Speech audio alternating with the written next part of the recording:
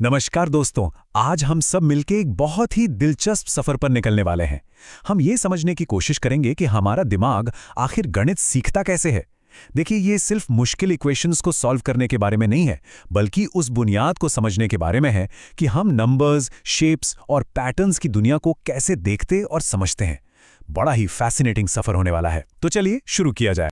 तो चलिए एक बड़े सवाल से शुरू करते हैं। क्या मैथमेटिक्स मतलब गणित सिर्फ जोड़, घटा, गुणा, भाग का नाम है, या ये उससे कहीं ज्यादा है? सोचने का एक तरीका, दुनिया को एक अलग नजरिए से देखने का जरिया। जरा अपने स्कूल के दिन याद कीजिए। क्या मैथ सिर्फ एक सब्जेक्ट था जिसमें पास होना था, या उससे कुछ ज्यादा था? चलिए आज इसी सवाल की तह तक जाते हैं और पता लगाते हैं। आज की हमारी इस चर्चा में हम गणितीय सोच की सीढ़ी पर एक एक कदम ऊपर चढ़ेंगे। हम शुरुआत करेंगे गणित की असली प्रकृति को समझने से। फिर हम देखेंगे कि बच्चे असल अनुभव से कैसे सीखते हैं। इसके बाद हम ज्योमेट्री यानी ज्यामिति की दिलचस्प दुनिया में गोता लगाएंगे। फिर जानेंगे कि टीचर्स कौन कौन से कमाल के टूल्स इस्तेमाल करते हैं। और आखिर में हम ये समझेंगे कि गणितीय सोच का असली लक्ष्य, असली मकसद क्या है। तो तैयार हो जाइए इस रोमांचक चढ़ाई के लिए। तो ठीक है, सफर का पहला पड़ाव, गणित की प्रकृति को समझना। देखिए, इससे पहले कि हम ये जाने कि गणित सिखाया कैसे जाए, ये समझना बेहद जरूरी है कि गणित असल में है क्या। ये सिर्फ नंबर्स नहीं है, ये अपने आप में एक पूरी भाषा है, सोचने का एक पूरा ढांचा, एक फ्रेमवर्क है। तो सबसे जरूरी बात यह है कि गणित सिर्फ हिसाब किताब नहीं है, ये लॉजिक पे आधारित एक सिस्टम है। और इसकी प्रकृति है अमूर्त, एब्स्ट्रैक्ट। अब इस शब्द अमूर्त का क्या मतलब है? इसका मतलब है कि 2, 3, 4 जैसी चीजें असल दुनिया में मौजूद नहीं हैं। मतलब आप 2 को हवा में उड़ते हुए नहीं देख सकते, है ना? ये हमारे दिमाग में एक आइडिया है, एक कॉन्सेप्ट है। ये एक मानसिक रचना है जिसका इस्तेमाल हम दुनिया को समझने के लिए, उसे व्यवस्थित करने के लिए करते हैं। और इस स्लाइड इस बात को बिल्कुल साफ कर देती है। गणित सिखाने का ये सबसे बुनियादी सिद्धांत है कि सीखना हमेशा ठोस यानी कॉन्क्रीट चीजों से शुरू होता है और फिर धीरे धीरे एब्स्ट्रैक्ट सिंबल्स की तरफ बढ़ता है। मिसाल के तौर पर एक बच्चा पहले अपने हाथ में 5 कंकड़ गिनता है, उन्हें छूता है, महसूस करता है, और उसके बाद वो कॉपी पर 5 का निशान बनाना सीखता है। यही वो सफर है, मूर्त से अमूर्त तक का। समझे? चलिए अब इसी आइडिया को थोड़ा और आगे बढ़ाते हैं और देखते हैं कि ये असल जिंदगी में कैसे काम करता है। अब हम एक बहुत ही जाने माने फ्रेमवर्क की बात करेंगे जिसका नाम है ELPS अप्रोच। ये एक ऐसा तरीका है जो बच्चों को फिजिकल चीजों के साथ खेलने से लेकर सिंबल्स को समझने तक गाइड करता है। और सच कहूं तो असली जादू यहीं पर होता है। अब देखिए, ELPS का ये जो क्रम है, ये बड़ा कमाल का है। सबसे पहले आता है E यानी एक्सपीरियंस, अनुभव, मतलब बच्चे को असली बिस्किट देना। फिर आता है L यानी लैंग्वेज, भाषा, जब वो बच्चा बोलता है मेरे पास 2 बिस्किट हैं। इसके बाद आता है P यानी पिक्चर, चित्र, जहां वो 2 बिस्किट का चित्र देखता है या खुद बनाता है। और सबसे आखिर में आता है S यानी सिंबल, प्रतीक, जहां वो 2 लिखना सीखता है। हर एक कदम पिछले कदम पर बना है। इससे समझ की एक बहुत मजबूत नींव तैयार होती है। ठीक है, तो हमने नंबर्स की दुनिया को तो समझ लिया। अब चलिए अपना ध्यान शेप्स यानी आकृतियों की दुनिया पर लगाते हैं। अब हम ज्यामिति की सीढ़ी पर चढ़ेंगे और ये पता लगाएंगे कि हमारा दिमाग शेप्स और स्पेस को कैसे समझता है। और इसके लिए हम वैन हीले के लेवल्स को एक एक करके समझेंगे। जरा वैन हीले सिद्धांत के इन पहले 3 जरूरी लेवल्स को देखिए।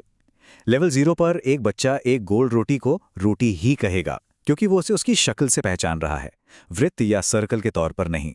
लेवल 1 पर वो उसके गुणों को बताना शुरू करता है, जैसे एक ट्रायंगल को देखकर कहना, अरे इसकी तो 3 साइड्स हैं। और फिर आता है लेवल 2, जहां वो शेप्स के बीच का रिश्ता समझना शुरू कर देता है, जैसे ये समझना कि हर स्क्वायर एक रेक्टेंगल होता है, लेकिन हर रेक्टेंगल एक स्क्वायर नहीं होता। है ना कमाल की प्रोग्रेशन? तो अब जब हम ये समझ चुके हैं कि सीखने की प्रक्रिया होती कैसे है, तो चलिए अब उन टूल्स और मेथड्स को देखते हैं जिनका इस्तेमाल एक टीचर इस प्रक्रिया को गाइड करने के लिए करता है। ये कुछ ऐसा है जैसे हम एक टीचर के टूल किट में झांक रहे हों, ये देखने के लिए कि वो गणित को बच्चों के लिए जिंदा और दिलचस्प कैसे बनाते हैं। देखिए, सिखाने के ये 2 मुख्य रास्ते हैं। पहला है आगमन विधि या इंडक्टिव मेथड। ये छोटे बच्चों के लिए बहुत अच्छी है। इसमें टीचर पहले कई सारे उदाहरण देता है और बच्चे उन उदाहरणों में पैटर्न देखकर खुद ही नियम तक पहुंचते हैं। ये एक जासूस की तरह है जो सुरागों से नतीजे पर पहुंचता है। वहीं दूसरी तरफ है निगमन विधि या डिडक्टिव मेथड, जो बड़ी क्लास के लिए बेहतर है। इसमें टीचर पहले नियम या फॉर्मूला बताता है और फिर बच्चे उसकी मदद से सवाल हल करते हैं। ये एक रेसिपी को फॉलो करने जैसा है। दोनों ही अपने अपने स्तर पर बहुत कारगर हैं। ये जो फिजिकल टूल्स होते हैं ना, ये एब्स्ट्रैक्ट कॉन्सेप्ट्स को बच्चों के लिए ठोस बनाने में, मतलब छूने लायक बनाने में मदद करते हैं। जैसे गिनतारा या एबेकस प्लेस वैल्यू सिखाने के लिए एक शानदार टूल है। जियो बोर्ड पर बच्चे रबर बैंड की मदद से तरह तरह की 2D शेप्स बनाते हैं और उनके गुण खुद खोजते हैं। और डाइन्स ब्लॉक्स तो कमाल के हैं। इनसे आप जोड़, घटाव, प्लेस वैल्यू बहुत कुछ सिखा सकते हैं। और हाँ, हमें डाइन्स ब्लॉक्स के महत्व पर थोड़ा और जोर देना चाहिए। ये सिर्फ गिनती सिखाने वाले ब्लॉक्स नहीं हैं, ये एक बहुत ही पावरफुल मल्टीपर्पज टूल हैं। मतलब इनसे आप जोड़, घटाव, प्लेस वैल्यू और डेसिमल्स जैसी कई अलग-अलग अवधारणाओं को बड़ी आसानी से समझा सकते हैं। ये सचमुच गणित को हाथों में लाकर रख देते हैं। चलिए, अब हम अपने आखिरी और शायद सबसे जरूरी सेक्शन पर आते हैं। ये हमें बताएगा कि गणित सीखने का असली मकसद क्या है। ये सिर्फ इम्तिहान में सही जवाब लाने के लिए नहीं है, बिल्कुल नहीं। इसका असली लक्ष्य है सोचने का एक ऐसा तरीका विकसित करना जो आपकी जिंदगी के हर पहलू में आपकी मदद करें। यही तो है गणित की असली ताकत। ये एक बहुत ही गहरा वाक्य है। बहुत सारा गणित जानने से बेहतर है कि ये जानना कि गणितीयकरण कैसे किया जाए। आखिर इसका मतलब क्या है? इसका सीधा सा मतलब है कि लक्ष्य सिर्फ गणित के फॉर्मूले रटना नहीं है, बल्कि गणितीय तरीके से सोचना है। किसी भी समस्या को देखना, उसमें पैटर्न खोजना और फिर एक लॉजिकल सॉल्यूशन तक पहुंचना। इसी प्रक्रिया को मैथमेटाइजेशन या गणितीयकरण कहते हैं। हमारे नेशनल करिकुलम फ्रेमवर्क 2005 ने भी इस फर्क को बहुत खूबसूरती से समझाया है। एक है गणित का संकीर्ण लक्ष्य, यानी नैरो गोल। इसका मतलब है रोजमर्रा के काम के लिए जरूरी न्यूमरेसी स्किल्स, जैसे दुकान पर हिसाब किताब करना।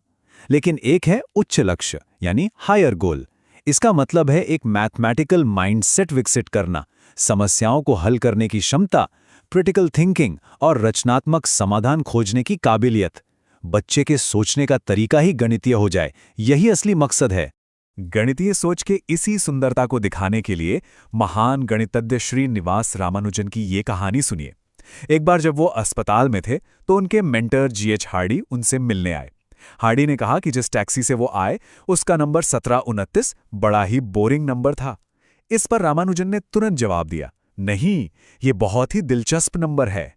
ये सबसे छोटी संख्या है जिसे दो अलग अलग तरीकों से दो क्यूब्स के सम के रूप में लिखा जा सकता है। देखिए, ये सिर्फ एक संख्या नहीं है, ये एक कहानी है जो एक गणितीय दिमाग की ताकत को दिखाती है। तो आज की हमारी ये चर्चा इस आखिरी सवाल के साथ खत्म होती है। हम अपनी रोजमर्रा की जिंदगी में गणितीय सोच को कैसे बढ़ावा दे सकते हैं? ये सिर्फ स्कूल की बात नहीं है, ये हमारे चारों ओर के दुनिया में पैटर्न देखने, समस्याओं को नए तरीकों से हल करने और अपने फैसलों में तर्क का इस्तेमाल करने के बारे में है। तो अगली बार जब आपके सामने कोई समस्या आए तो एक गणितज्ञ की तरह सोचने की कोशिश कीजिएगा। आपको शायद हैरानी होगी कि आप क्या कुछ नया खोज लेते हैं। वीडियो पसंद आए तो लाइक जरूर करें। तब तक अपने दोस्तों के साथ शेयर करें और चैनल को सब्सक्राइब करना ना भूलें।